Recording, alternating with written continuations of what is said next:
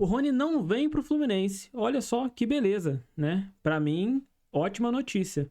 Antes de tudo, se você não é inscrito, se inscreve no canal, deixa seu like, seu comentário. E vamos falar dessa situação do Rony aí. Ficou cozinhando o Fluminense aí durante um tempo. O Fluminense se dispôs a pagar 50 milhões de reais praticamente ali de transferência para o Palmeiras. Dá um salário de mais de R$ 1 milhão para o Rony. E o Rony cozinhando ali o Fluminense, fazendo uma pedida de algo de em torno de R$ 1.600.000. Rony que seria, em números absolutos já, a maior contratação da história do Fluminense e teria com certeza ali o maior salário do elenco do Fluminense hoje. E o Rony não quis. Cara, o que pra mim é o melhor de tudo nessa história, tá? O Fluminense não tinha por que gastar 50 milhões de reais com o Rony. O Rony é ruim? Não. O Rony não é ruim. Mas o Rony também não é bom a ponto do Fluminense se dispor a gastar todo esse dinheiro com um jogador que não é, nem de longe, o cara que vai resolver os problemas do Fluminense. Que, na verdade, para mim, o problema do Fluminense não é nem atacante, né? Não é nem ali o Cauê Elias, ou o Germancano, ou o Lavega, ou quem é que seja que vai jogar ali na frente. Para mim, o problema do Fluminense é fazer a bola chegar lá, né? Com qualidade para o cara poder finalizar. E isso o Fluminense não está conseguindo fazer. E o Fluminense não consegue fazer isso quando não tem, por exemplo, o Ganso no seu melhor momento físico, técnico ou qualquer coisa do tipo, que é o cara que faz a ligação ali no ataque e na minha visão, quem o Fluminense tinha que priorizar para substituir. Não por conta da questão de problema de coração do Paulo Henrique Ganso aí, que infelizmente está acontecendo, e o Fluminense está acompanhando ali.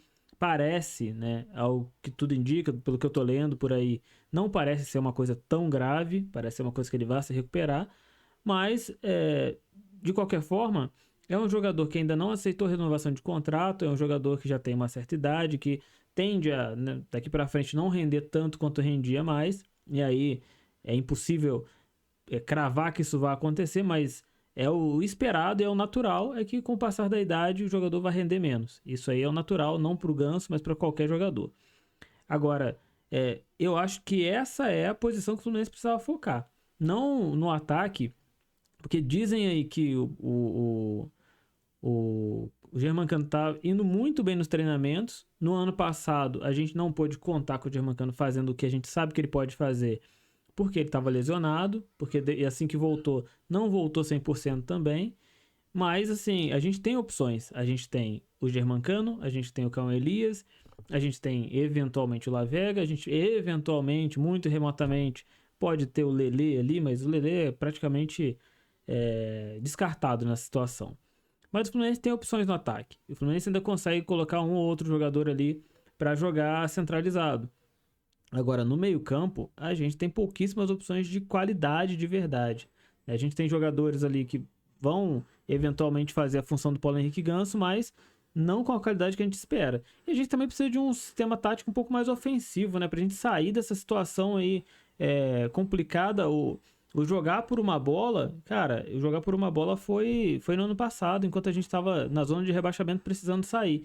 E aí, dou todo o mérito pro Mano Menezes, que conseguiu cumprir a missão e o Fluminense saiu. Mas daqui pra frente, o Fluminense precisa jogar bola. O Fluminense precisa construir, precisa atacar, precisa ter protagonismo, precisa fazer alguma coisa. A gente não aguenta mais ver um time jogar da maneira como o Fluminense jogou no ano passado. Tô descartando aqui, tá? Não tô nem considerando essas primeiras rodadas de Campeonato Carioca. O Fluminense jogando com um time ali, um catado de sub-20, sub-17, jogador que não jogou a temporada passada. Aí no jogo anterior enfiaram ali o Canóbio para tentar, né, dar um pouco mais de equilíbrio. Já trouxe o Ignacio também, tudo. Tô nem contando esse período. Tô falando daqui para frente. Hoje tem Fluminense e Portuguesa. A gente precisa ver o Fluminense jogar de uma maneira diferente. O Fluminense tá numa situação complicada na tabela e, na minha opinião, tá? Isso não faz tanta diferença assim. Não faz tanta diferença porque, como eu disse no vídeo anterior, o que tem que ser priorizado é a pré-temporada para a gente poder fazer um bom Campeonato Brasileiro, uma boa Sul-Americana, Copa do Brasil, que a gente tem para disputar por aí. Agora, o Campeonato Carioca é um título que, quando a gente ganha, a gente comemora, porque é um título, mas quando a gente perde, sinceramente, não faz tanta diferença. Às vezes faz mais diferença, assim, ali pra rivalidade, quando você perde lá a final para um rival, perdeu pro Flamengo, perdeu pro Vasco, perdeu pro Botafogo ali de uma maneira assim, sei lá, com uma apresentação técnica não muito boa ou qualquer coisa do tipo. Agora, se você foi eliminado ali na semifinal, daqui a, sei lá, 10 dias, 5 dias, não tá nem ninguém lembrando, nem ninguém falando, olha, ganhamos mais um Carioca. Nossa, muita diferença. Não tô dizendo que não tem importância, mas tô dizendo que, assim, de todas as prioridades que a gente pode ter, de toda a hierarquia ali, né, do que é mais importante, acho que o Campeonato Carioca vem depois da pré-temporada. Até a pré-temporada, para mim, é mais importante que o Carioca, porque não adianta nada ganhar o Carioca e depois ficar enrolado aí no Campeonato Brasileiro e, né, comprometer todo um planejamento do ano por causa de um Campeonato Carioca. No ano passado, o planejamento foi feito em cima da Recopa Sul-Americana. Não acho que tenha sido necessariamente ali, nossa, vamos jogar tudo para a Recopa Sul-Americana e vamos ganhar ela. E o Fluminense ganhou. Não acho que foi isso que comprometeu o ano todo do Fluminense. Eu acho que comprometeu sim o comecinho de temporada ali, os primeiros jogos. Mas depois, cara, o Diniz saiu com 10 jogos. O Fluminense brigou para não cair até a última rodada. E, mais uma vez, apesar de eu não gostar do trabalho dele, o Mano Menezes fez um bom trabalho de recuperação no Fluminense, fez o que tinha que fazer, beleza, mas estendeu a situação até o fim do ano, né? O problema para mim não é nem Mano Menezes, nem Fernando Diniz. É claro, muito mais culpa do Fernando Diniz nesse caso. Mas o problema para mim é jogador, né? Jogador que demorou a entender que a situação do Fluminense era realmente complicada e que era muito difícil sair dela. Tanto é que saiu na última rodada e graças a Deus saiu.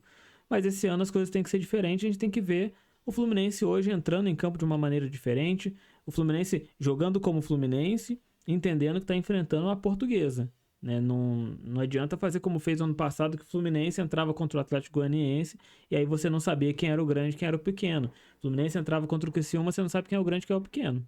Isso não pode acontecer mais. Mas assim, esse ano é um ano das coisas recomeçarem. Agora, quanto ao Rony, cara, quem é que no Brasil vai pagar pro Rony o que o Fluminense estava disposto a pagar? O próprio Palmeiras, né, não quer pagar isso. Tanto é que a Leila falou que assim, se o Rony não conseguir sair, não conseguir uma proposta até o fim do contrato dele, ele fica aqui ajudando a gente até o fim do contrato. Esse ajudando a gente ele fica aqui encostado. Porque o Rony não vai ser aproveitado no Palmeiras. O staff dele está esperando uma proposta do exterior, que não vai acontecer, ou vai acontecer para um mercado bem alternativo ali, mundo árabe, sei lá, né? Mercados que a gente sabe assim, que pagam bem, mas que o futebol não tem aquela relevância, né? E talvez para o plano de vida, e aí cada um tem seu plano de vida independente, cada um pensa da maneira que quiser, para o plano de vida ali do Rony pode ser que faça sentido. Né? Jogar fazer um pé de meia, jogar num lugar onde se pague muito bem e que não se exija tanto tecnicamente do jogador. Ele tem potencial para jogar nessas ligas, tem potencial também para jogar em vários times do Campeonato Brasileiro. Eu acho só que ele não vale 50 milhões, nunca valeu 50 milhões, pelo menos não nesse cenário aqui que a gente está encontrando. Talvez no passado o Rony foi importante sim, nas conquistas do Palmeiras, nas conquistas recentes de Libertadores, Campeonato Brasileiro, foi importante. Ele tem uma média ali, tava dando uma olhada nisso, ele tem uma média de 20 participações em gols por ano, nos últimos anos. Então, é uma média boa, é um cara participativo, mas olhando o cenário atual, não tem como o Fluminense dar 50 milhões de reais no Rony. E esses 50 milhões iam virar 100 milhões, né?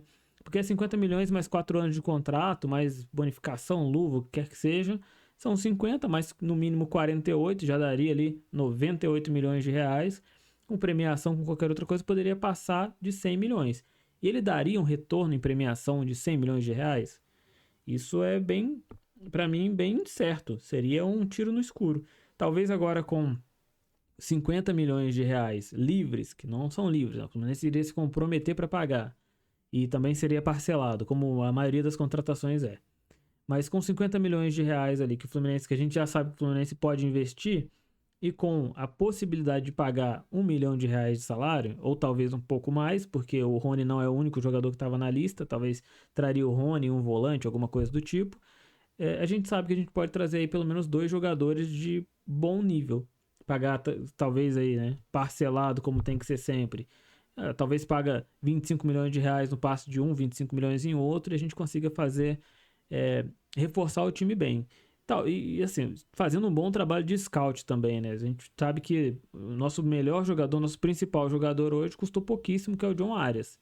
Então, o Serna, que foi importante no ano passado, e é muito criticado por todo mundo aí, porque tecnicamente não é lá essas coisas, mas é um cara muito comprometido, muito esforçado. Não acho ele nem tão ruim assim, nem acho ele ruim, na verdade. Eu acho só que, né, falta algumas coisas para ele, mas ajudou muito a saída a se livrar do rebaixamento no ano passado. Foi outro jogador barato também. Então o Fluminense consegue ali se organizar para trazer uma ou outra peça ali que seja boa, jogador que sejam promissores ali e que não tenha um custo absurdo, né? Como o custo do Rony já estava ali se tornando absurdo. Fora a falta de respeito ali do staff do Rony com o Fluminense, que assim, o Fluminense se retira da negociação porque o Rony não respondeu. O staff do Rony nem respondeu a proposta do Fluminense. Então isso já mostra o quanto o Rony estava se achando superior ao Fluminense, estava se achando ali um jogador extremamente técnico, extremamente importante, a última opção que o Fluminense tinha, né? Não é. O Rony não é a última, não é a primeira.